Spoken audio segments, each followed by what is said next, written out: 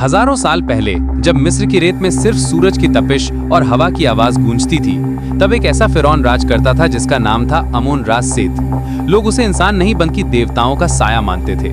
कहा जाता था कि उसका जन्म आम मां से नहीं बल्कि सूर्य देव की रोशनी से हुआ था। जब वो अपने हाथ उठाता था तो नील नदी का पानी बढ़ जाता था, और जब वो मुस्कुराता था तो फसलें सुनहरी हो जाती थी। उसकी आंखों में एक अजीब सी चमक थी, जैसे उनमें सितारों की रोशनी कैद हो। जब वो बोलता था तो उसकी आवाज में एक अलौकिक गूंज होती थी जो लोगों के दिलों में सीधे उतर जाती थी।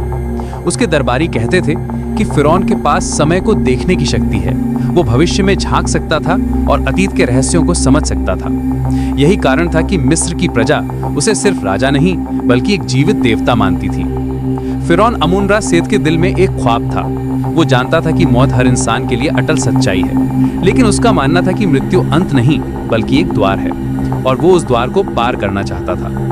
रात के समय जब पूरा महल सो जाता था, फिरौन अकेले अपनी छत पर खड़े होकर सितारों को देखता रहता था। उसे लगता था कि वो सितारे उससे कुछ कह रहे हैं, कोई गुप्त संदेश दे रहे हैं। एक दिन उसने अपने सबसे बुद्धिमान वास्तुकारों और पुजारियों को बुलाया। उस समय मिस्र के सबसे प्रतिभाशाली लोग उसके दरबार में मौजूद थे। खगोलविद, गणितज्ञ, इंजीनियर और रहस्यमयी ज्ञान के जानकार पुजारी। फिरौन ने उनसे कहा, ऐसा निर्माण करो जो मुझे मरने के बाद भी अमर बना दे, लेकिन ये सिर्फ एक कब्र नहीं होनी चाहिए। ये एक ऐसा यंत्र होना चाहिए जो मेरी आत्मा को सितारों से जोड़ दे। इस तरह शुरू हुआ गीजा के पिरामिडों का निर्माण। लेकिन ये पिरामिड सिर्फ कब्र नहीं थे, ये एक ऐसा रहस्यमय यंत्र थे जो आत्मा, समय और आकाश को जोड़ता था। फिरौन का विश्वास था कि अगर सही तरीके से बनाया जाए तो ये पिरामिड उसकी आत्मा को सितारों तक पहुंचा सकते हैं और उसे अनंत काल तक जिंदा रख सकते हैं। पिरामिड का डिजाइन कोई साधारण वास्तुकला नहीं थी। हर कोण, हर माप, हर पत्थर की स्थिति को ब्रह्मांड की गति के साथ मिलाया गया था। पुजारियों ने बताया कि पिरामिड का आकार उसी पवित्र त्रिकोण के समान है जो धरती और आकाश को जोड़ता है। इसकी ऊंचाई और चौड़ाई का अनुपात उसी गणित पर आधारित था जो सितारों की चाल को नियंत्रित करता है। निर्माण का काम शुरू हुआ। लाखों पत्थर काटे गए, हर पत्थर को सही जगह रखा गया।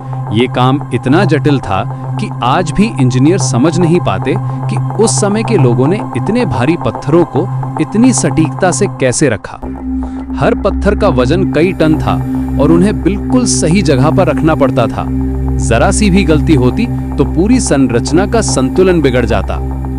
पुजारी दिन रात मंत्र पढ़ते रहते थे और खगोलविद सितारों की चाल देखते रहते थे। हर चीज को ब्रह्मांड की गति के साथ मिलाया जा रहा था। निर्माण के दौरान एक खास समय पर काम होता था। जब कुछ विशेष सितारे आकाश में दिखाई देते थे तभी पत्थर रखे जाते थे। जब चांद की स्थिति सही होती थी तभी मंत्रों का जाप किया जाता था। लेकिन निर्माण के दौरान कुछ अजीब घटनाएं होने लगी। कई मजदूर रहस्यमयी ढंग से गायब हो जाते थे। सुबह काम पर आते थे लेकिन शाम को उनका कोई निशान नहीं मिलता था। लोग कहते थे कि पिरामिड अपनी आत्मा खुद चुनता है। जो मजदूर गायब होते थे वे सभी बहुत मेहनती और ईमानदार थे।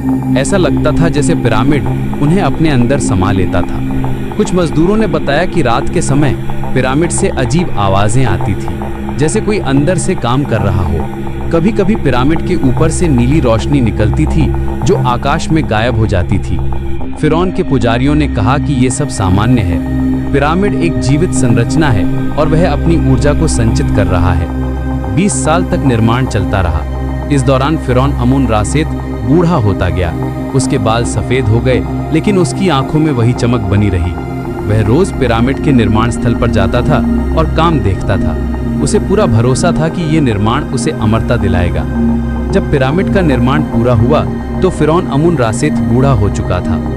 उसकी मृत्यु के समय उसे ज्ञान के मंत्रों में लपेटकर पिरामिड के सबसे गहरे कक्ष में दफनाया गया। उसके साथ सोना, चांदी और कीमती रत्न रखे गए। लेकिन सबसे महत्वपूर्ण चीज थी वो पुस्तक जिसमें भविष्य के रहस्य लिखे थे। जैसे ही पिरामिड का दरवाजा बंद हुआ, एक भयानक ऊर्जा फैली। आसमान में बिजली चमकी, जमीन हिली और चांद खून जैसा लाल हो गया। उस रात पूरा मिस्र कांप गया।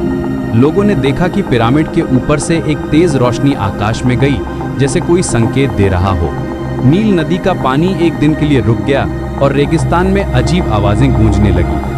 उस रात के बाद से पिरामिड के आसपास रहने वाले लोगों ने अजीब आवाजें सुनी, जैसे कोई अभी भी वहां जाग रहा हो। कभी-कभी रात के समय पिरामिड से धीमी रोशनी निकलती थी। लोग कहते थे कि फिरौन की आत्मा अभी भी वहां है और वो अपने वादे के अनुसार अमर हो गया है। सदियां बीत गई, मिस्र की सभ्यता बदली, राजा बदले, लेकिन पिरामिड वहीं खड़े रहे। अलग अलग समय में अलग अलग शासकों ने इन पिरामिडों को समझने की कोशिश की। कुछ ने इन्हें लूटने की कोशिश की, कुछ ने इनके अंदर जाने की हिम्मत की, लेकिन जो भी अंदर गया वो या तो वापस नहीं आया या फिर पागल होकर लौटा। दुनिया भर के लोग इन्हें देखने आते थे, लेकिन कोई नहीं जानता था कि इनका असली मकसद क्या था। इतिहासकार इन्हें सिर्फ फिरौन की कब्र मानते थे, लेकिन सच्चाई कुछ और थी। समय के साथ पिरामिड के आसपास की कहानियां बदलती रहीं। कुछ लोग कहते थे कि ये खजाने से भरे हैं, कुछ कहते थे कि ये श्रापित हैं। आज से कुछ साल पहले एक युवा इतिहासकार आर्यन मिस्र आया था। वो प्राचीन सभ्यताओं का अध्ययन कर रहा था। आर्यन का बचपन से ही इतिहास में बहुत दिलचस्पी था। उसे लगता था कि अतीत में कुछ ऐसे रहस्य छुपे हैं जो आज की दुनिया के लिए बहुत महत्वपूर्ण हैं।